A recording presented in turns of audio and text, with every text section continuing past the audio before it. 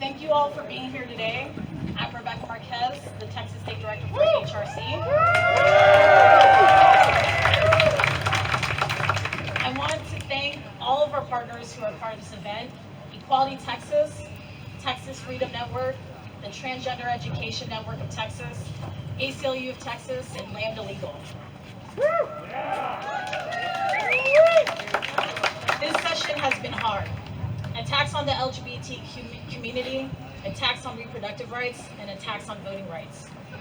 And we are here today because there's a particular terrible focus on attacking trans children.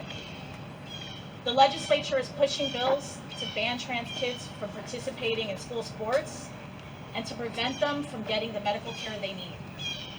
Our speakers are here today because these bills would have terrible consequences for transgender kids. We are here to stand up for trans kids and their families. And now I'd like to welcome HRC President Alphonso David.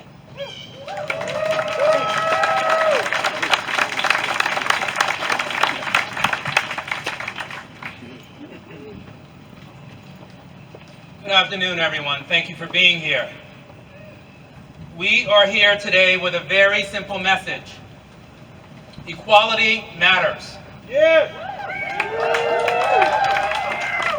LGBTQ people in Texas matter. Yeah. Transgender people in Texas matter. Yeah. We are not going to go away, and the majority of the American public support equality. Yeah. Now, despite the overwhelming support for equality in this country, this year we are seeing an unprecedented, coordinated effort to target transgender people, and particularly children. In fact, in 2021, we are on track to become the worst year for state legislative attacks against LGBTQ people. In this session in Texas, the legislature has introduced more anti-equality bills than any other state in the country. These bills are trying to make LGBTQ Texans less equal, less than safe, and less than everyone else. Numerous times, lawmakers in Texas have been asked to name specific instances or examples that would necessitate these types of bills. And numerous times, they have been unable to come up with any single instance. Because these bills are not really rooted in the real world. They're rooted in fear. They're rooted in discrimination. Yeah. They're rooted in disinformation. Cruelty is not just the byproduct. Cruelty is the point. Legislators are trying to ban transgender children from playing sports. But ask yourselves, why now? Why in 2021? Transgender children have been playing sports consistent with their gender identity for decades. There's no basis for these bills. It's just cruel. Legislators are also trying to ban gender-affirming medical care for transgender children. For example, House Bill 1399, which would do exactly that, could head to the House floor for a vote anytime. But every major medical association has denounced these bills as being contrary to science and simply cruel. And it's also important to note that transgender children suffer higher rates of depression, anxiety, and suicidal ideations. And this bill would make it much worse. Legislators should stop playing doctors, and they should be playing policymakers. Our policies should be driven by facts, not by fear. And these bills are ignoring the science, they're ignoring the facts, and they're causing more harm to young people. And then finally, legislators are trying to label any parent who supports their transgender child's medical care as a child abuser. Specifically, Senate Bill 1646, if it passes, Texas law will now define a parent's love for their transgender child as criminal. As we approach Mother's Day, this Sunday, there will be public speeches about the importance of mothers in homes across Texas and across this country. Mothers will be celebrated. And I don't know how many mama bears you have met, but I have one thing to tell you. They are fierce. They are strong, and they will defend their child and all children, anytime, anywhere, against any threat. These mothers and parents across the country are heroes, not criminals. The only people who should be labeled abusers here are legislators who are trying to hurt trans kids for political gain. Yeah. To all of the legislators who are advancing these bills, we say no. We say no to hate, no to division, no to fear. As Texas and the rest of the country is now coming back from COVID-19, and as Texas is recovering from the winter storm, the people who you elected to offices should be helping Texans recover from the winter storm, not indoctrinating hate into your laws. Yeah.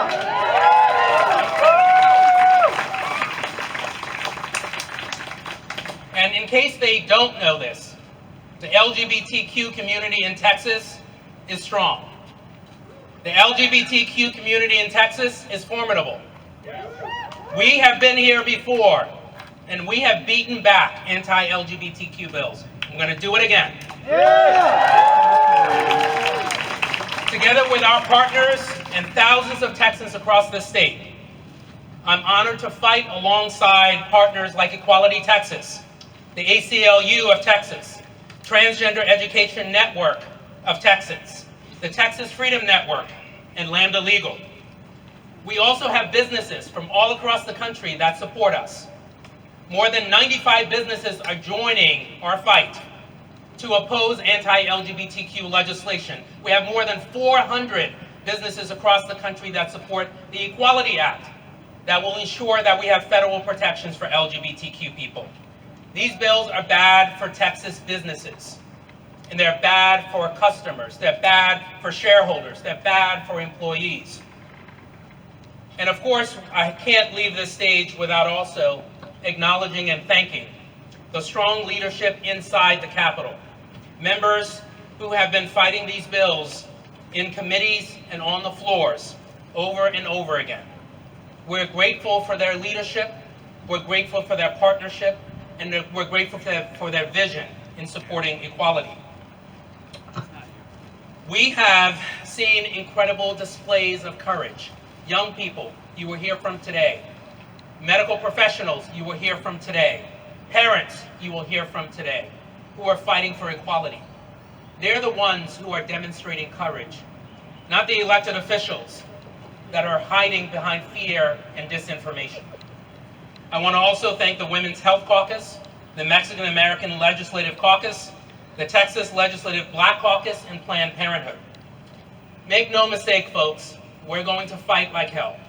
We're not going to allow hate to take over our country. Yeah. We're not going to allow division to take over our country. We have fought before, and we're going to continue fighting.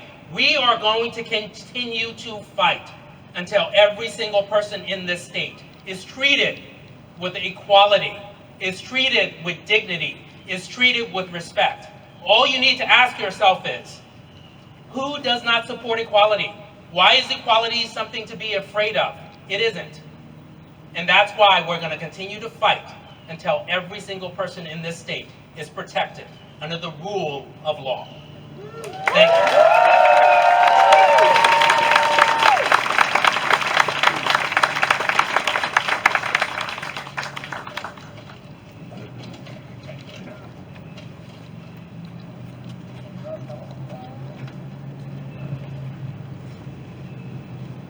Hello, my name is Gonzalez. I'm from Dallas, Texas, and asked my parents to bring me here today with them to defend my sister and our family. I'm cisgender, but my sister is transgender. My siblings and I are really worried that our state is going to pass bills that hurt us. My parents always help us get the health care that we need to be healthy. But if our state stops doctors and our parents from helping my sister do the life-saving care she needs, what will happen to all of us? We love living in Texas and don't have to move, but I know we will have to if you keep trying to hurt us. My sister has lots of friends and family that love and support her, but it seems that people making laws don't understand we are all different in unique ways. But that doesn't mean we shouldn't be treated differently. Stop attacking my sister and my family. Do not let these anti-transgender bills pass.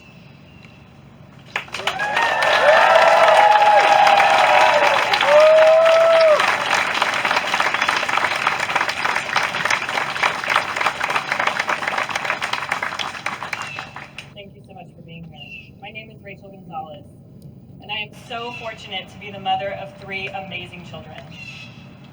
Just like parents across this state, my greatest commitment to my children is to love them without condition and protect them fiercely from harm. Unfortunately, that has meant protecting my daughter from the Texas legislature repeatedly. When she transitioned over 5 years ago, my husband and I were in uncharted territory, but her deep sense of self and authentic identity never wavered. We have spent countless hours, days, and years learning the best way that we can support her, educating ourselves, listening to her, listening to other transgender youth and the community across the state and the country. While we'll never fully understand the transgender experience ourselves, we will never waver in our love and support for our children. Our kids know exactly who they are. They know exactly what they need to thrive. We have heard repeatedly throughout this session that our legislators don't understand what it means to medically transition, and they've consistently spewed damaging lies that made it clear they have no interest in the safety and well-being of our children. As a native Texan, I'm having a really hard time understanding why our state is insisting on meddling in the private medical care of our families, especially when it's abundantly clear that they don't care to understand the life-saving nature of this highly specialized care. Trust families to know what's best for their children. Trust our kids. They know who they are. They deserve a life free of state-endorsed medical mandates. We have seen this attack on our children for the last 3 sessions, each time with a slight adjustment to approach, but they all target transgender Texans. We're tired of fighting the same fight, but parents across this state will never stop fighting for our children's rights to a just and equitable life.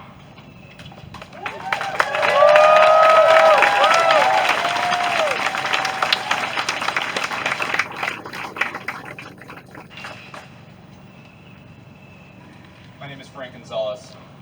As a parent of 3, it is exhausting to make the drive to Austin to defend the basic rights of my daughter. We are tired of defending the legitimacy of our daughter's existence year after year.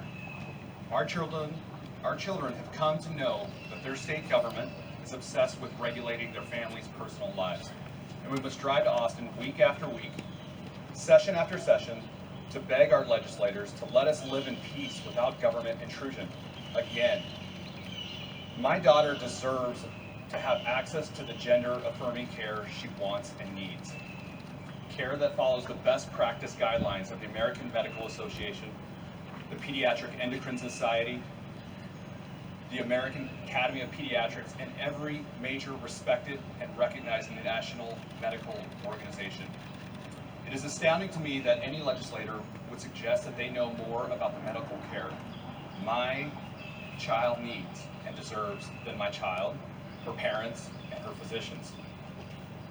If our Texas legislators truly cared about children and families, they would give up this abhorrent obsession with our children, stop disrupting our lives, and stop leveraging our innocent children with their so-called solutions in search of non-existent problems of their own political agenda, own political gain. We will never stop fighting for our daughter and the entire transgender community of Texas to have full-lived equality in their home state. But we certainly hope and pray that you will see transgender people for who they are: beautiful, resilient, and strong. My daughter said it best: you don't have to understand the experience of transgender youth, but the least you can do is stop attacking them, stop attacking their families for supporting and loving them unconditionally, and stop attacking medical providers who are trained to understand their healthcare needs. It is time for our allies to join us and stand up to these bullies. Together, we can ensure our state is a safe and equitable home for all Texans.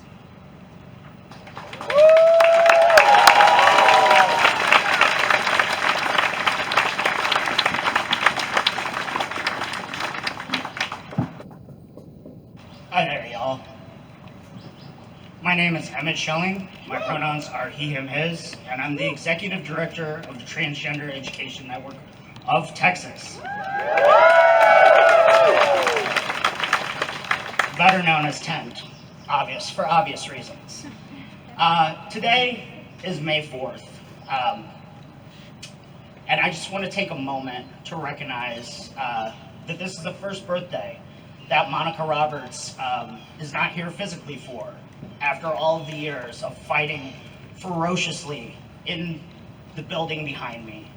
She set an example for me and for our kids of how to speak truth to power, even when that power is overwhelming and you are scared and you are shaking and you don't have the benefit of it. And so I hope I continue to honor her legacy, and the love and wisdom that she so gracefully and generously gave to me. I would be remiss to not talk about Monica today, as we're here talking about kids.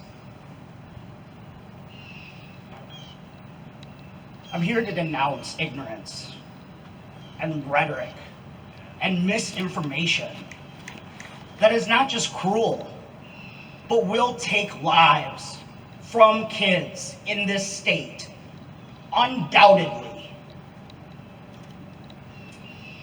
We hear a lot about how transition is just doctors trying to pass out hormones and surgery left and right, and I'm here to say emphatically, kids, close your ears, that's bullshit.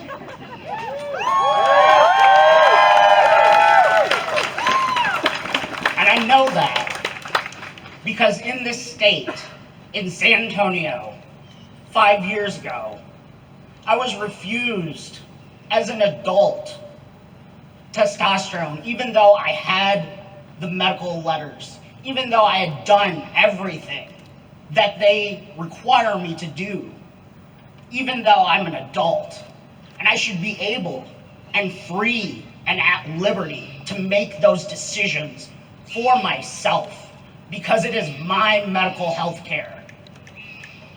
So the idea that this is happening and we are just taking kids in to do whatever the opposition is saying is misguided, and it is ignorant. And not only is it ignorant, it is willfully ignorant and cruel. These legislators have heard time and time again from medical experts, which they are not, that this healthcare saves trans kids' lives. They cannot plead that they did not know.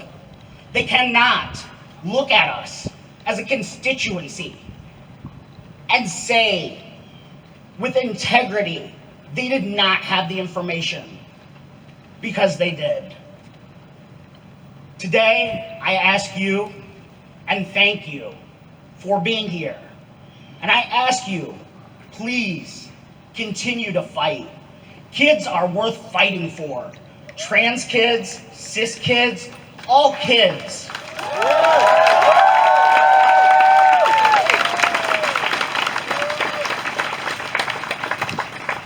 They deserve better. Yeah. They deserve better from the body that legislates behind me. They deserve better from this state that continues to attack them and ask for them to come plead for their humanity with their parents, their siblings, and their loved ones. So, with that said, let's continue to fight like hell because lives are on the line. Yeah.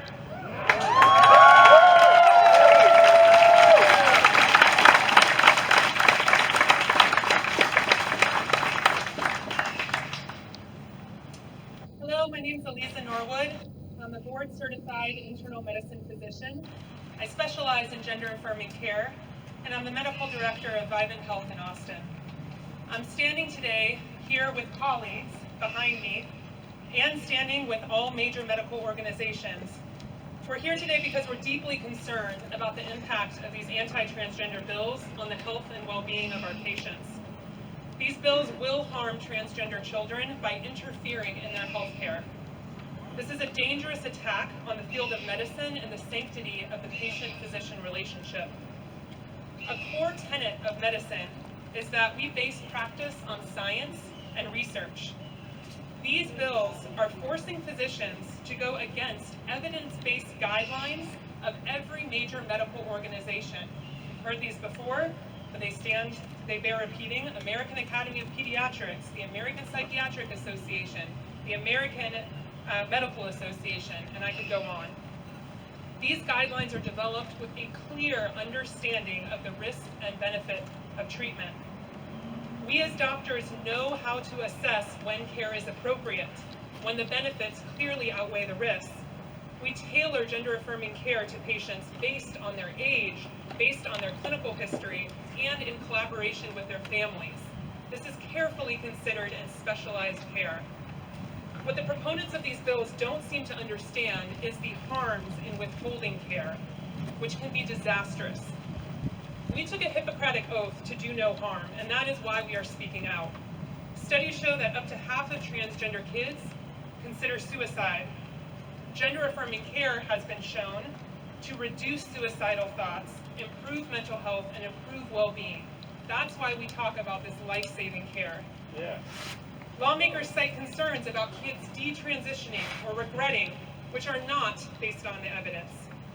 Very few kids choose to detransition, and in studies, the vast majority did so because of pressure from family or school or because of threats of violence. These lawmakers are not there with the families that you hear speaking today. They're not listening to transgender kids. They're not there with our patients when they say, I expected my care to give me relief, but I didn't expect this care to give me so much joy, as one of my patients told me. The root of the problem here is stigma and misinformation. It's not transgender kids. If we care about children's health, we should pass laws that protect transgender people, decrease stigma, decrease the threats that they face, not block their access to health care during a pandemic and when Texas is facing a primary care shortage. Yeah.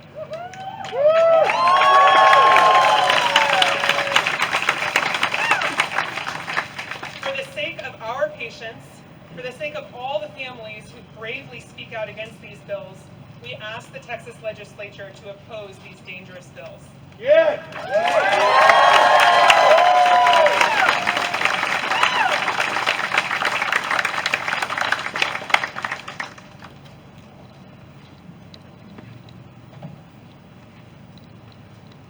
Hi everyone. My name is Ricardo Martinez and I'm the Chief Executive Officer for Equality Texas. And I'm here to talk to you about the greatest threats that our community is facing this session and to urge lawmakers to do right by our community.